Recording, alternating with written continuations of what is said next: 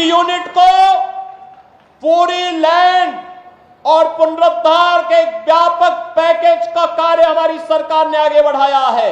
और यही कहने के लिए आज मैं आपके पास आया हूं। बहनों और भाइयों, इस समाजवादी पार्टी, आप इनके कारनामों से तो परिचित हैं। इतिहास की पुनरावृत्ति लोग कर रहे हैं। गुंडागिर्दी इनकी पहचान थी, अराजकता इनकी पहचान थी, बेटी और व्यापारी पर सुरक्षा पर खतरा पैदा करना इनकी पहचान थी। इनके समय में क्या क्या नहीं होता था, कौन नहीं जानता है। और यहां पर इनका दिखाने वाला चेहरा एक है और अंदर कुछ और है। यह दृश्य देखना है तो सीसामऊ की जनता को उपचुनाव का सामना करना पड़ रहा है। इसलिए क्योंकि गरीब की संपत्ति पर कैसे कब्जा किया जाता है, कैसे दंगे भड़काए जाते हैं। दंगे भी उस दिन भड़काने का साजिश होता है जिस दिन महामहिम राष्ट्रपति, जो इसी माटी के सपूत हैं, वे जब कानपुर की धरती पर आए थे, उस दिन कांग्रेस समाजवादी पार्टी का विधायक इसी सीसामऊ को, कानपुर को दंगों की आग में झोंकने का साजिश रचता है। बहनों और भाइयों, आज वो अपने कृत्यों का सजा भुगत रहा है। लेकिन मैं आपसे कहने के लिए आया हूं, आपने जनादेश 5 वर्ष का दिया था, लेकिन आपको उपचुनाव का सामना करना पड़ रहा है। यहां का विकास बाधित हुआ है। समाजवादी पार्टी प्रदेश के अंदर अराजकता पैदा करने की अपनी कुत्सित मंशा से आज भी वह कहीं भी, जब भी उसको मौका मिलता है, उस अवसर को वह जाया नहीं होने देती है। आपने भी इसके चरित्र को देखा है अयोध्या के अंदर, कैसे समाजवादी पार्टी का एक नेता वहां पर एक निषाद बेटी के इज्जत के साथ खिलवाड़ करता है और समाजवादी पार्टी के मुखिया बेशर्मी के साथ उस बेशरम के खिलाफ कार्रवाई करने की बजाय उसका समर्थन करते हुए दिखाई दे रहे थे। आपने इनका दूसरा दृश्य लखनऊ में देखा। एक बेटी अपने पिता के साथ मोटरसाइकिल से चल रही है, अचानक बरसात होती है, पानी भरता है और इनके गुंडे सड़क पर किस तरीके से उस बेटी को गिराने का कार्य करते हैं।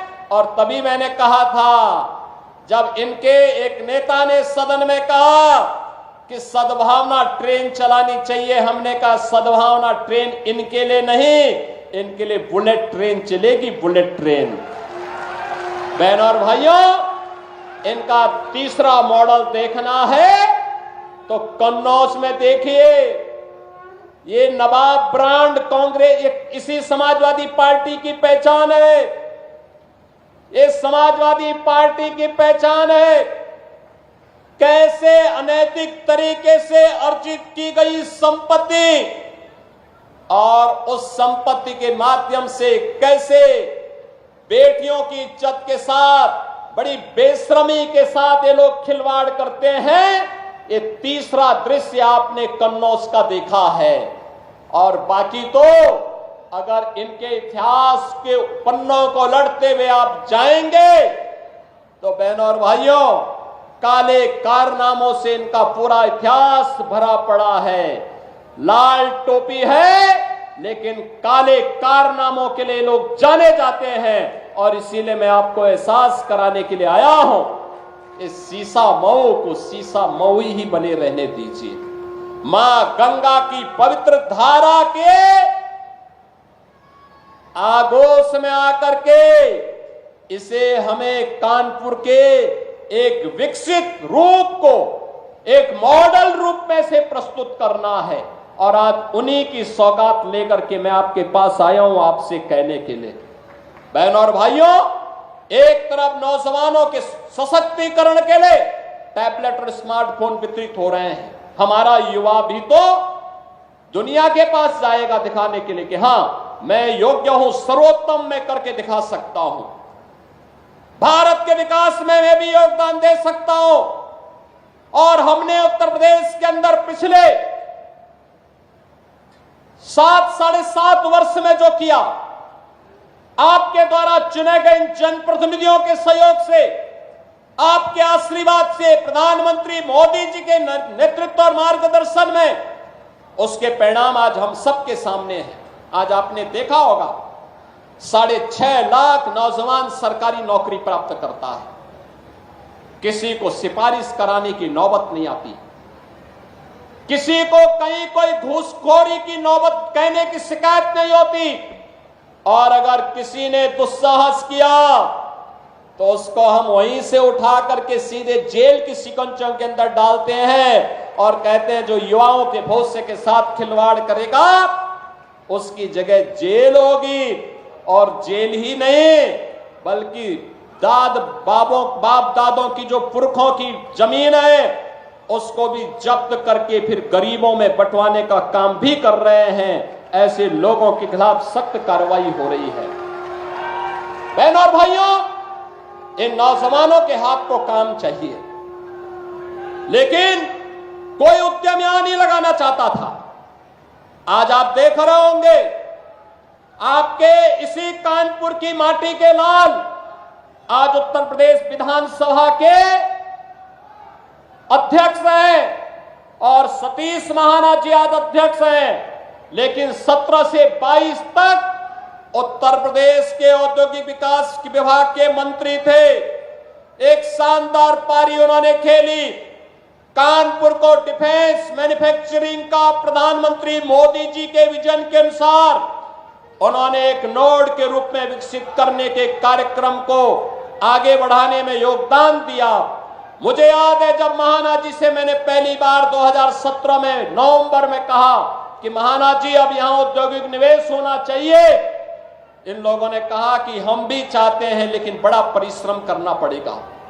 और बहनों और भाइयों, उस समय टारगेट था 20,000 करोड़ का, लेकिन आज मैं कह सकता हूं कि हमारे इसी उत्तर प्रदेश में कानून व्यवस्था की सुदृढ़ स्थिति, सुशासन और इंफ्रास्ट्रक्चर के लिए जो कार्य हुआ, आज यही उत्तर प्रदेश जब 6 वर्ष के बाद 7 वर्ष के बाद अपना ग्लोबल इन्वेस्टर समिट करता है तो बहनों और भाइयों 40 लाख करोड़ रुपए के निवेश के प्रस्ताव उत्तर प्रदेश को प्राप्त होते हैं। और इसीलिए मैं आज कहने के लिए आया हूं, अगले 2 वर्ष के अंदर हम 2 लाख सरकारी नौकरी नौजवानों को देने जा रहे हैं। सरकारी नौकरी 2 लाख, मैं जो कह रहा हूं नोट करना, 2 लाख सरकारी नौकरी, जिसमें से 60,200 से अधिक नौजवानों को पुलिस की भर्ती की प्रक्रिया वर्तमान में चालू है। 23, 24, 25 और फिर कल और परसों ये 5 दिनों में ये रिटर्न परीक्षा हो रही, लिखित परीक्षा हो रही है। और परीक्षा आप देख रहे होंगे, परिंदा भी पर नहीं मार सकता, और अगर किसी ने दुस्साहस किया सेंध लगाने का तो कैसे कहीं का भी हो उसको उठा करके फिर सदैव के लिए जेल के अंदर बंद करने की कार्रवाई, आजीवन कारावास की सजा, 1 करोड़ रुपए तक जुर्माना, संपत्ति की जब्तीकरण की कार्रवाई के साथ जोड़ रहे हैं। और अकेले उत्तर प्रदेश पुलिस अगले 2 वर्ष के अंदर 1 लाख नौजवानों की भर्ती करने जा रहा है। और बहनों और भाइयों, यही नहीं, इसमें से 20% हम केवल और केवल बेटियों को भर्ती करने जा रहे हैं। बेटियों की भर्ती होगी 20%। बेटियों की भर्ती इसलिए इस समाजवादी पार्टी से जुड़े हुए जो उदंड और उच्छृंखल प्रवृत्ति के सौदे हैं, इनकी सड़कों पर ठुकाई करने के लिए बेटी जब पुलिस में भर्ती होगी तो वह उसका उपचार करने की स्थिति में होगी, इनके गुंडागर्दी का उपचार भी करेगी और सड़कों पर ही उनसे निपटेगी। बहनों और भाइयों, ये प्रक्रिया चल रही है और आप देखना नौकरी एक तरफ होगा, प्रधानमंत्री जी ने मिशन रोजगार का लक्ष्य दिया है, 2 लाख सरकारी नौकरी देंगे, 1 करोड़ से अधिक नौजवानों को जो प्रदेश के अंदर निवेश के प्रस्ताव आए हैं और उन्हें हम आज शिलान्यास के माध्यम से आगे बढ़ा रहे हैं। 1 करोड़ नौजवानों के लिए यहां पर हम नौकरी देने जा रहे हैं और 50 लाख नौजवानों को प्रधानमंत्री मुद्रा योजना, प्रधानमंत्री स्वरोजगार योजना, मुख्यमंत्री युवा स्वरोजगार योजना, 1 डिस्ट्रिक्ट 1 प्रोडक्ट की योजना, पीएम विश्वकर्मा योजना, पीएम स्वनिधि योजना और उत्तर प्रदेश में मुख्यमंत्री विश्वकर्मा श्रम सम्मान योजना के माध्यम से स्वतः रोजगार की योजना के साथ जोड़ने के बड़े कार्यक्रम के साथ आगे बढ़ रहे हैं। आज हमारा कानपुर भी ट्रैफिक जाम की समस्या से मुक्ति की ओर आगे बढ़ रहा है। आज कानपुर के पास अपना मेट्रो है, अब यह मेट्रो सिटी बन चुका है। बहनों और भाइयों, इस सीसा मऊ में ही कितना बड़ा सीवर का नाला मां गंगा में उड़ेला जाता था। आज सीसा मऊ हो या जाज मऊ, आज मां गंगा की अविरलता और निर्मलता का आधार एक कानपुर बन रहा है। जो कानपुर कभी माना जाता था कि गंगा की गंदगी के लिए कानपुर को दोषी ठहराया जाता था, आज वह कानपुर एक मॉडल तैयार कर रहा है।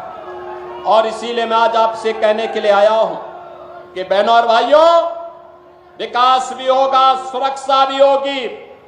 भारतीय जनता पार्टी सुरक्षा, विकास और सुशासन का मॉडल है।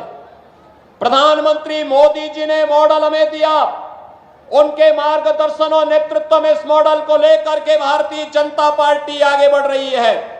एक तरफ यह कार्य पूरी प्रतिबद्धता के साथ हो रहा है, तो दूसरी तरफ हम लोगों ने प्रदेश के अंदर नए उद्यम लगा करके रोजगार सृजन की कार्रवाई को आगे बढ़ाया है। लखनऊ कानपुर के बीच में ग्रीनफील्ड एक्सप्रेसवे का बनना, यह इस विकास की रफ्तार को और तेज करने जा रहा है। गंगा एक्सप्रेसवे जो मेरठ को कानपुर और लखनऊ के बीच से होते हुए प्रयागराज तक जोड़ने जा रहा है, यह भी यहां के विकास का आधार बनने जा रहा है। डिफेंस मैन्युफैक्चरिंग कॉरिडोर यहां का आधार बनने जा रहा है। और इसीलिए मैं आप सबसे अपील करने के लिए आ रहा हूं, एक तरफ विकास, सुशासन और सुरक्षा का मॉडल भारतीय जनता पार्टी का, और दूसरी तरफ अराजकता, गुंडागर्दी, दंगा जिनकी पहचान है वह कांग्रेस और समाजवादी पार्टी है। और इसीलिए मेरी आप सबसे अपील होगी कि गुंडागर्दी और अराजकता को बेटी की सुरक्षा के साथ और व्यापारी के सम्मान के साथ खिलवाड़ करने वाले ऐसे गुंडों को सार्वजनिक जीवन में आने का कोई भी अधिकार नहीं होना चाहिए। उन्हें हर हाल में रोकना ही होगा। और इसी के अपील करने के लिए मैं आज आपके पास आया हूं। मैं आज के इस अवसर पर एक बार फिर से कानपुर वासियों का हृदय से धन्यवाद ज्ञापित करता हूं, जिन्होंने लोकसभा चुनाव में श्री रमेश अवस्थी को कानपुर से और श्री देवेंद्र सिंह बोले जी को कानपुर देहात से, अकबरपुर से आपने सांसद बना करके देश की सर्वोच्च पंचायत में भेजा है। और उसी के लिए कृतज्ञता ज्ञापित करने के लिए मैं आपके पास आया हूं।